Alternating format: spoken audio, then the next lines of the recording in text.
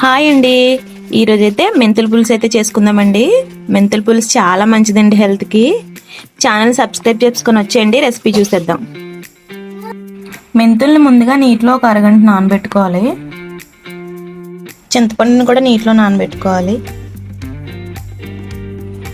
పులుసు కోసం అయితే 4 చిన్న సైజు ఉల్లిపాయలు చిన్న చిన్న ముక్కలుగా కోసుకోవాలి.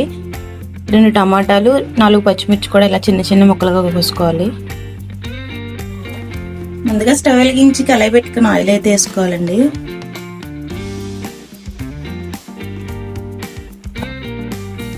ఆయిల్ హీట్ ఎక్కకైతే ముందుగా జీలకర్ర అయితే వేసుకోవాలి.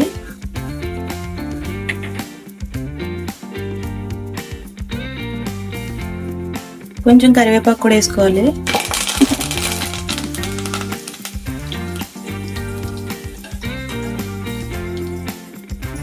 నానబెట్టుకున్న మెంతులు కూడా వేసుకోవాలి.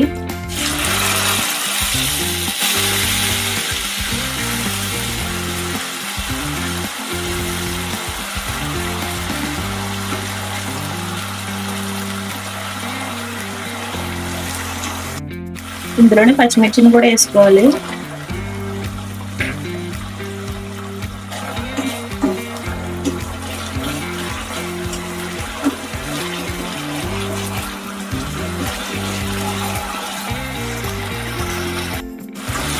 మెంతులు అయితే పచ్చివాసన పోయి కమ్మగా వాసన వచ్చే వరకు వేసుకోవాలి.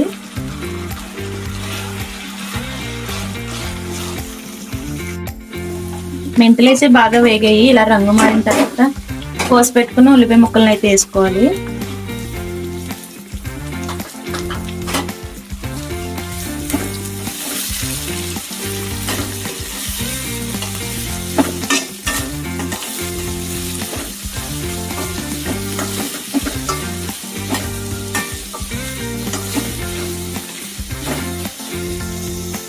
ఉల్లిపాయలు అయితే తొందరగా వేగడానికి కొంచెం సాల్ట్ వేసుకోవాలి ఇందులోని.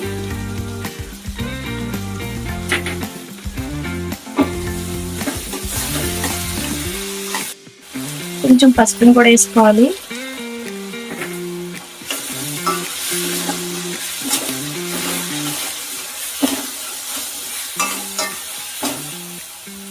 మొత్తం ఒకసారి కలుపుకొని మూత పెట్టి మగ్గించుకోవాలి. ఉల్లిపాయలు అయితే బాగా వేగిపోయి ఇంట్లో టమాటా ముక్కలు అయితే వేసుకోవాలి.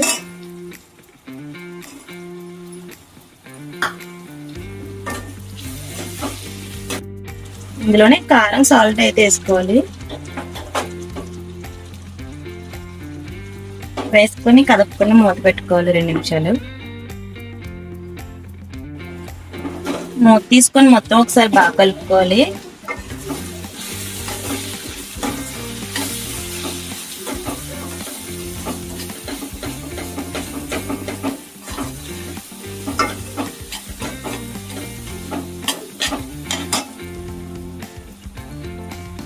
ఇందులోకి నానబెట్టుకుని చింతపండుని అయితే రసం తీసుకుని వేసుకోవాలి.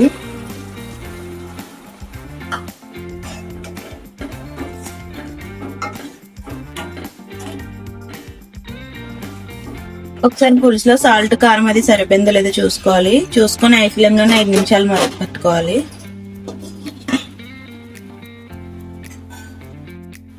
పులుసు మరిగేటప్పుడు ఇందులో కొంచెం కొత్తిమీర అయితే వేసుకోవాలి.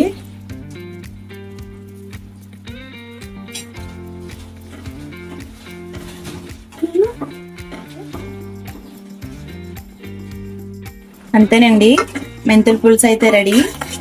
వేడి వేడి అన్నంతో తింటే చాలా బాగుంటుంది.